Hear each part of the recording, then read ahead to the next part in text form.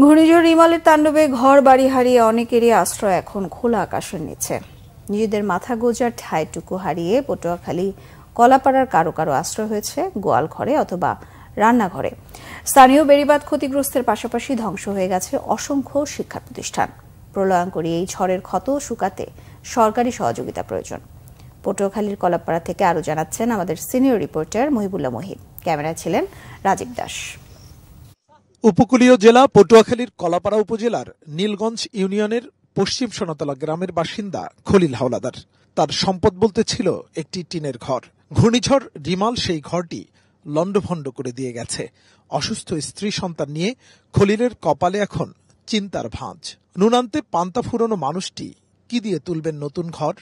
ঘরের ওয়াইফ অসুস্থ, এই পরিস্থিতিতে আমি যে এখন কি করব চিন্তা ভাবনা করি আমি বেহাল অবস্থায় আছি। খুলনা ও বরিশাল বিভাগের 263টি জায়গায় বেড়িবাঁধের 41 কিলোমিটার এলাকা বিধ্বস্ত হয়েছে। আংশিক ও পুরোপুরি বিধ্বস্ত 1.5 লাখ ঘরবাড়ি। ভেসে গেছে কয়েক হাজার মাছের ঘের ও পুকুর।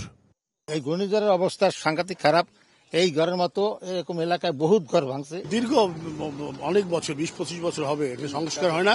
কিছু কিছু জায়গায় সময় সময় কিছু কাজ করানো হয়, অল্প অল্প জায়গায়, সেই কারণে অনেক ক্ষতিগ্রস্ত হয়।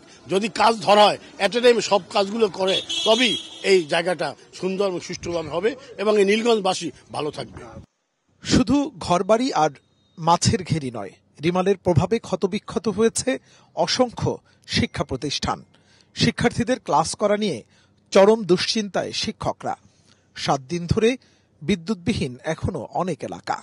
7 দিন পর্যন্ত বিদ্যুৎ নাই, ছেলেরা লেখাপড়া করতে পারতেছে না, তারপরে মোবাইলে চার্জ দিতে পারতেছি না। এই বাতাসের কারণে শিক্ষা পুরোপুরি বিধ্বস্ত হয়ে গেছে। এখন আমাদের ছাত্র নিয়ে ক্লাস করানোর, তারপর খাবারের রুম, কেতাবাদি কোন রকম উদ্ধার করে ওই পাশে নিয়ে গেছি, কিন্তু অনেক কিছুই আমাদের হারাই ফেলছি। এখন ক্লাস করার মতো কোনো জায়গা নেই। আমরা চাইতেছি ইনশাল্লাহ যদি কোনো ব্যবস্থা হয় তাহলে আমরা আবার পুনরায়ভাবে ইনশাল্লাহ ক্লাস শুরু করতে পারি।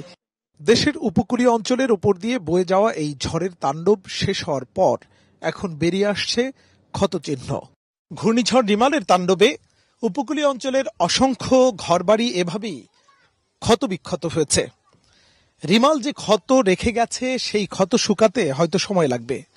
এইসব ঘরবাড়ির বাসিন্দারা আশ্রয় নিয়েছেন পার্শ্ববর্তী বাড়ির কোনো রান্নাঘরে অথবা গোয়াল ঘরে। এইসব ঘর মেরামতে সরকারের দ্রুত উদ্যোগ নেয়ার দাবি জানিয়েছেন এলাকাবাসী। মহিবুল্লাহ মহিব, বাংলা ভিশন, কলাপাড়া, পটুয়াখালী।